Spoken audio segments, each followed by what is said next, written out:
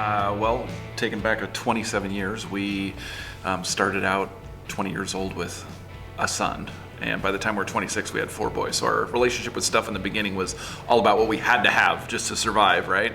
So, but then through the years, you want more stuff. It's just natural. Everybody wants more stuff. So we started getting more stuff and realized that we could have stuff and not pay for it yet, but we could pay for it later. So we started to get more stuff and bigger stuff and better stuff. And then the boys started to grow up, and then they got their own stuff. And then the boys started to move out, and they took their stuff with them. And then we're in this big house, and we're going, do we need to fill this up with more stuff? We just decided to get nicer stuff because you can't have nice stuff when you have 4 boys, right? But now we walk around, we look around the house, and we go, where? After 27 years, where did all this stuff come from? I mean, what's in this tote? What's this stuff? What's this stuff in this cupboard? Do we need this stuff? Do we have to have this stuff? Can we get rid of this stuff? And I think that with us, it was more the downsizing with getting rid of the kids, or just a few of them, and their stuff that we had been keeping and moving with us. And can you hang on to our stuff? And then they said, why are you keeping our stuff? So we got rid of their stuff too, which was wonderful.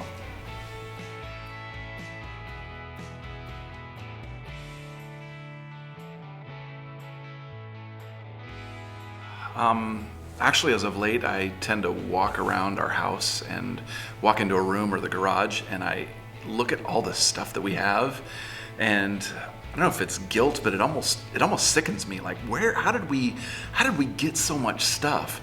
But then I'll be outside, and one of my neighbors only needs to open up their garage, and I don't feel so bad because we can park both of our cars in the garage. I think it's just become lately more of we're more aware of what we have and what we need, and realizing that extra stuff is more of a burden that's kind of keeping us from some of the things that we may want to actually do. And for me, it's just talking with customers in the morning of Monday morning what they did all weekend. It's organizing stuff. It's taking stuff to the dump. It's their stuff is what dominates their weekend. And for us, we do nothing on the weekends. We don't let our stuff say that you have to mow us, you have to rake us. We relax, we enjoy our weekends and are ready to go back Monday morning, and we're refreshed.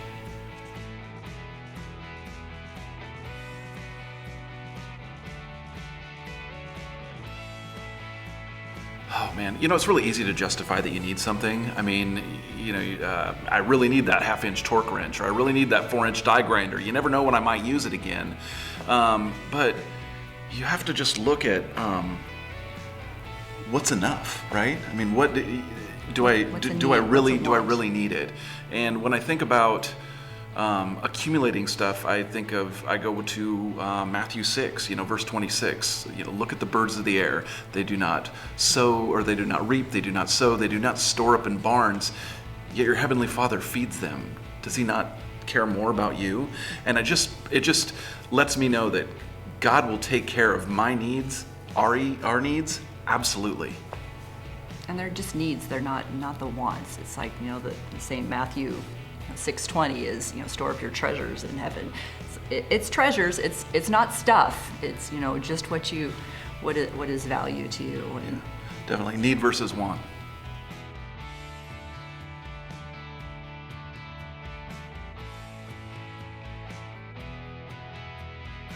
I think for me, it's affected our relationship with others by just not really worrying about everybody else. It's like, newsflash, hey, Joneses, you win. That's great, and it allows me to be excited for somebody and not be jealous and go, man, they got a Cadillac. We should get a Cadillac. It just allows us to have really real and better relationships with the people that we're close with and that we know, and be excited about their victories and the things that they're excited about.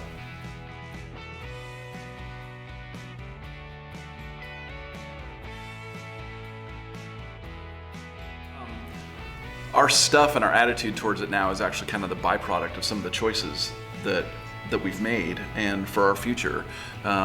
Exactly 1 year from now, at the end of February 2008, we are going to shuck off everything, and we're going to start traveling the world. We are selling everything that we have and taking 27 years of stuff and boiling it down to 2 backpacks, just what we can carry, with the exception of a crate of our most personal and prized possessions, the things that really, really bring us absolute joy, things, mementos and pictures and just, and things like that.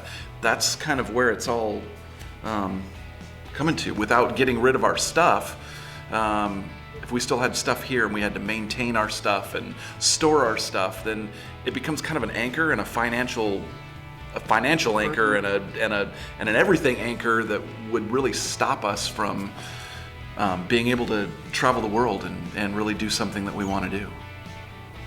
It definitely puts a filter on things of, do I need this or do I want this? Absolutely. And it's, that we've been going through that filter for, the last year and a half, with a really, looking at it very closely going, I don't need this. This is not something that we need. And that's where the Facebook page came in with the lend, share, borrow. I mean, it's like, do I need this, or is this something that I can just borrow from somebody for a one-time use? Absolutely. It's really frustrating in this last year that we're here when something breaks. Like we had to replace a hairdryer a couple months ago, and we're like, really? I don't want to buy a hairdryer. We had one, but it broke, but we kind of needed one. So, but yeah, we put everything kind of through that filter of, hey, is it going to go in the crate or is it going to go into our backpack? And if it's not, then how necessary is it? Do we need to buy it, or is there another resource that we can borrow it from?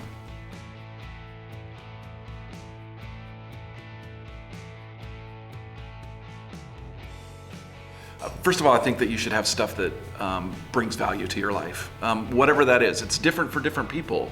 If somebody may have 7 guitars, and that's different from my Disneyland collection. It's just different things bring different people happiness, and it's different for everybody. So everyone should kind of have those things that bring real value to your life. And when you're looking at acquiring stuff or getting stuff, just look and go, does this bring value to my life? Does this make me happy?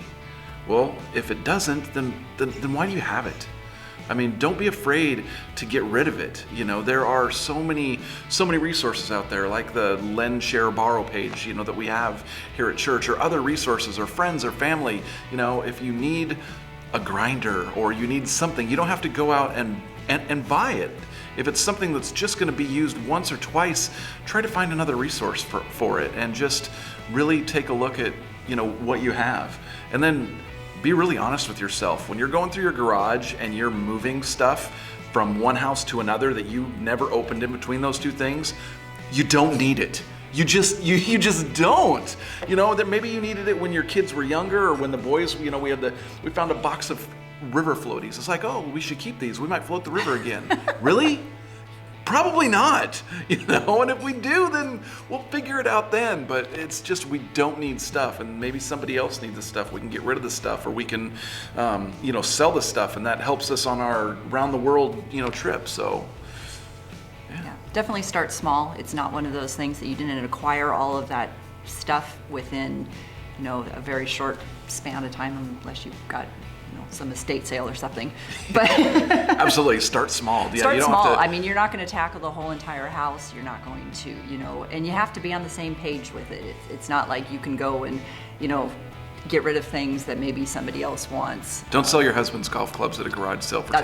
That's why the bowling ball is still in the garage. The bowling ball is still there. It's something we need to get rid of.